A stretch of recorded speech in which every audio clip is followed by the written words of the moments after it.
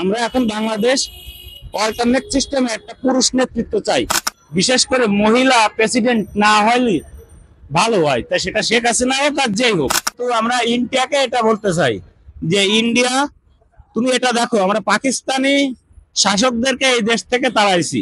আমরা অনেক কষ্টের বিনিময়ে 30 লক্ষ শহীদ, 3 লক্ষ মা বোনের ইজ্জতের বিনিময়ে আমরা স্বাধীন একটা বাংলাদেশ পেয়েছি, স্বাধীন সর্বমুহূর্ত পেয়েছি। এখন আমরা এই দেশ নিয়ে, তোমরাও একটা স্বাধীন দেশ, আমরাও একটা স্বাধীন দেশ। আমরা কখনো চাইবো না স্বাধীন দেশ হয়ে কখনো ফিরে যুদ্ধক্ষেত্রে যাই। আমরা যদি যুদ্ধক্ষেত্রে যাই, আমাদের দেশেরই সম্পদ নষ্ট হবে, তাদের দেশের সম্পদ নষ্ট হবে।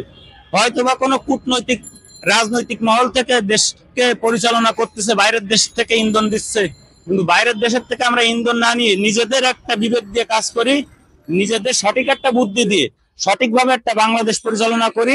আমরা কখনো যুদ্ধক্ষেত্রে যাতে না যাই। আমাদের 12 আউলিয়ার দেশ, ধর্মীয় রাষ্ট্র।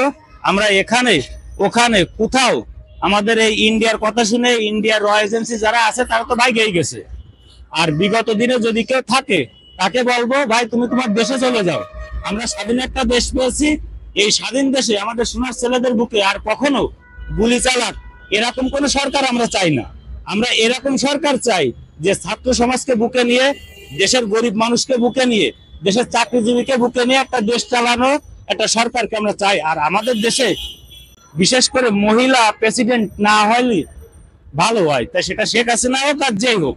আমরা এখন বাংলাদেশ অল্টারনেট সিস্টেমে একটা পুরুষ নেতৃত্ব চাই। এখন এই পুরুষ নেতৃত্বের ভিতরে যার যে ইমান নিয়ে আসবে, সে যেন সঠিক ইমান নিয়ে কথা বলে। আপনারা দেখেন চরমনের পীর সাহেবকে আমরা পীর সাহেব বলতেছি, যাকে গোটা বাংলাদেশের মানুষ পীর সাহেব বলতেছে, তার কেন প্রাইম মিনিস্টার হতে হবে? ভাই তুমি প্রাইম মিনিস্টার হয়ে দেশের কি করবা? তোমার ভিতরে লোভ ঢুকে গেছে। আপনারা দেখেন বিগত দিনে জামাতের বর্তমান 3টে গ্রুপ, জামাতেরই 3টে গ্রুপ, ডক্টর শফিকুর রহমানের একটা গ্রুপ, তারপরে আপনার এই যে মামুনুল হক সাহেবের একটা গ্রুপ, চরমনের পীর সাহেবের একটা গ্রুপ। এখন আপনারা যদি ইমান নিয়ে এত গ্রুপ হন, তাহলে আমাদের সঠিক ইমান কোনটা? আমাদের সঠিক একটা ইমান দেন। গোটা বিশ্বের মুসলমান সৌদি যাচ্ছে ওয়াজের জন্য, সেখানে একটা মানুষ মরতেছে না। গোটা বিশ্বের মানুষ আমার বাংলাদেশে একটা ইস্তেমার জন্য আসে, সেখানে 4 জন মারা যাচ্ছে, 200-250 লোক হসপিটালে যাচ্ছে। তাহলে আমরা কি মুসলমানের দায়িত্ব পালন করতেছি? আমাদের ক্যারেক্টার দেখি, আমরা মুসলমান দাবি করতেছি, মানুষ হত্যা করতেছি। তাই এরকম কোন মুসলমান হবেন না যে বারবার দল চেঞ্জ করবেন, বারবার ভোটার চেঞ্জ করবেন, বারবার এদিকে না ওদিকে যাবেন। আপনারা যারা জামাতের নিয়ে রাজনীতি করতেছেন, আপনাদেরও অনেকজনের ভিতরে আছে বন্ডামতি ভাব। দেশের ইসলামিক রাষ্ট্র বলতে পারি, আলহামদুলিল্লাহ, আমিও তাকে ভোট দেব। কিন্তু এরকম কোন রাষ্ট্র চাইনি যে 2002 সালে, 3 সালে, 4 সালে, 5 সালে, 6 সালে আমরা দেখেছি যে বোম মারতেছে, হাত কাটে নিচ্ছে, পা কাটে নিচ্ছে, মানুষকে কুপাচ্ছে।